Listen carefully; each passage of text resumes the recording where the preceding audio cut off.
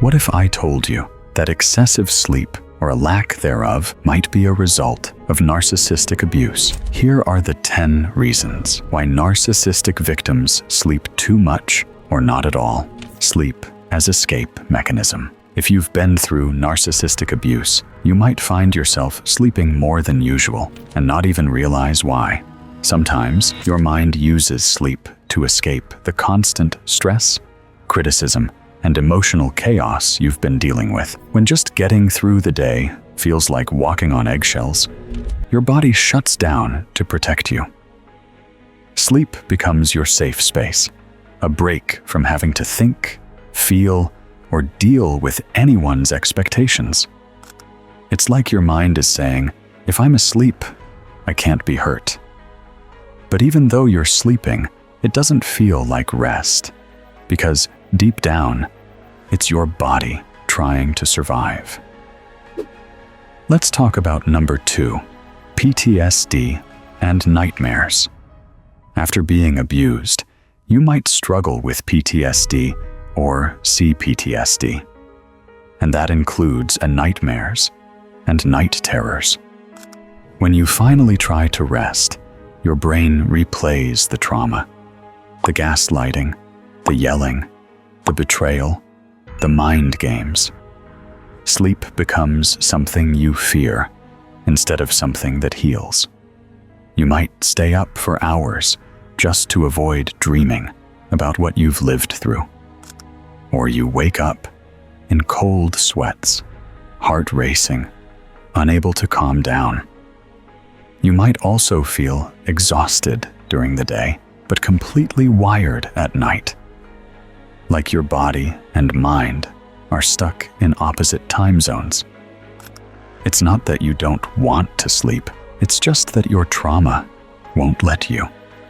Even when you're safe now, your brain still acts like danger is around the corner.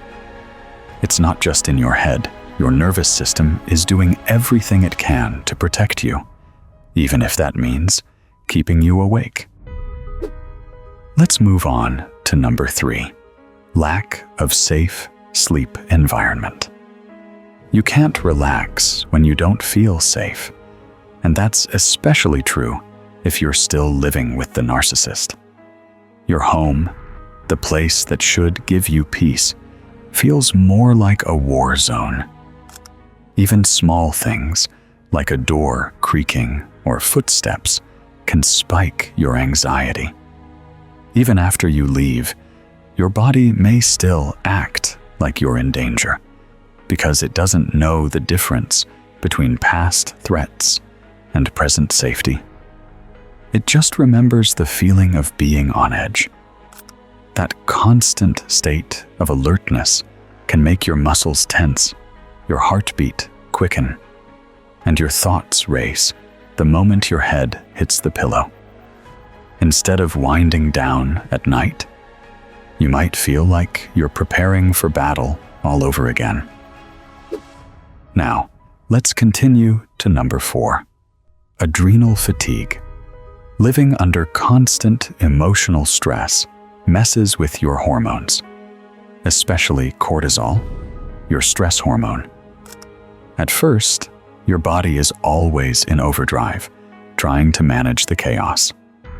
But over time, your system crashes and leaves you feeling completely wiped out. You may sleep 10, 12, even 14 hours and still wake up exhausted. Your body has been running on survival mode for so long that it doesn't know how to truly rest anymore.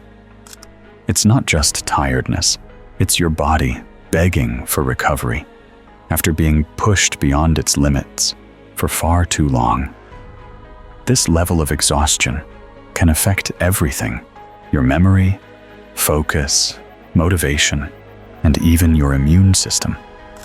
It's like your body is stuck in a loop of trying to recover, but never quite catching up.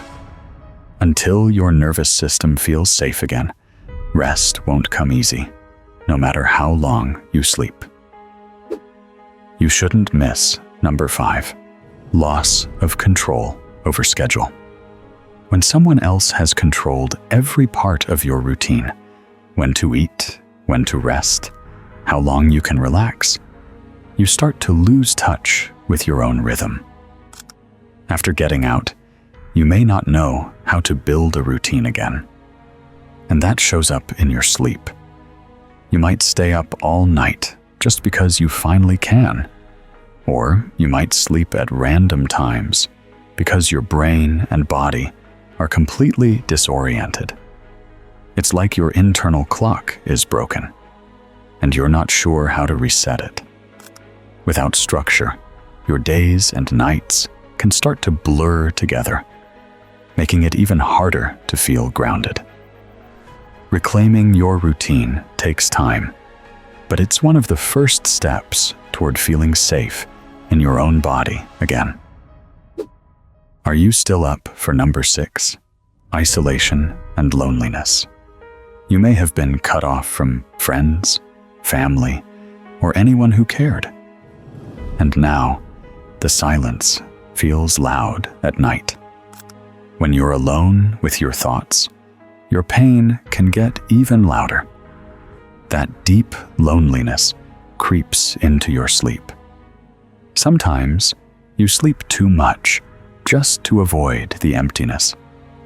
Other times, the anxiety keeps you awake, making it feel impossible to relax. The night can feel like the loneliest place when you've been emotionally abandoned. This kind of isolation makes your mind restless, searching for comfort that feels out of reach. It's no wonder your sleep feels disrupted when your heart is aching for connection and safety. Let's keep it moving to number 7. Coping with substance use. You may have turned to alcohol, sleep aids, weed, or caffeine just to cope with the emotional pain. At first, it might feel like it helps, but over time, it messes with your body even more. These substances can actually keep you in a cycle of poor sleep and emotional crash. You might fall asleep quickly, but you wake up tired, groggy, or anxious. You may start to feel like you can't sleep without something to knock you out.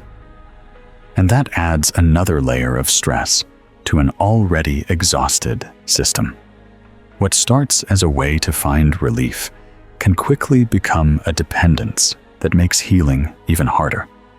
Breaking free from this cycle takes patience and support, but it's an important step toward reclaiming restful, natural sleep. Here comes number 8, digital abuse or harassment. Even when you're trying to rest, your phone may become a tool for control. Late-night texts, silent treatments, or cruel messages. You might check your phone constantly, waiting for the next emotional hit. And even after you block them, the fear still lingers. Your nervous system remembers what it was like to live in that kind of digital chaos. That makes it hard to feel safe turning off your phone or your mind. You lie awake at 2 a.m., not because you want to, but because your body is still bracing for another digital emotional attack. It's a cycle that's difficult to break, but acknowledging it is the first step toward healing. Gradually, you can teach yourself to reclaim your peace, even in the silence of the night. Moving on to number 9, shame-induced withdrawal. Being constantly criticized or made to feel worthless can bury you in shame.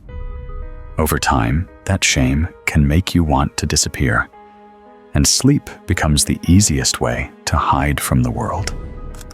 You're not just tired, you're emotionally shut down. Oversleeping can feel like the only escape from the voices in your head telling you you're not enough, It's not about being lazy. It's about surviving the deep emotional wounds you were made to carry. Your bed becomes the one place where no one can judge you, not even yourself. But slowly, beneath the weight of exhaustion, a quiet strength begins to grow. One day, that strength will help you step back into the light, ready to face the world again. Finally, we're down to number 10, hypersensitivity to sound. After trauma, even the quietest sounds can feel like danger. A creak, a car passing by, or someone shifting in bed can jolt you awake.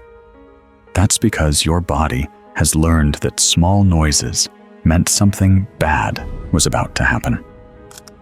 You might lie there, heart racing, unable to fall back asleep. Your nervous system is doing its job, trying to protect you. But it doesn't realize you're not in that danger anymore. It's exhausting to feel that alert all night, every night. Over time, this constant state of tension can wear down your energy and affect your overall well-being. If your sleep has been all over the place, too much, or not at all, just know it's not your fault. Your body and mind are trying to cope with everything you've been through. With time, support, and self-compassion, your rest will start to feel safe again.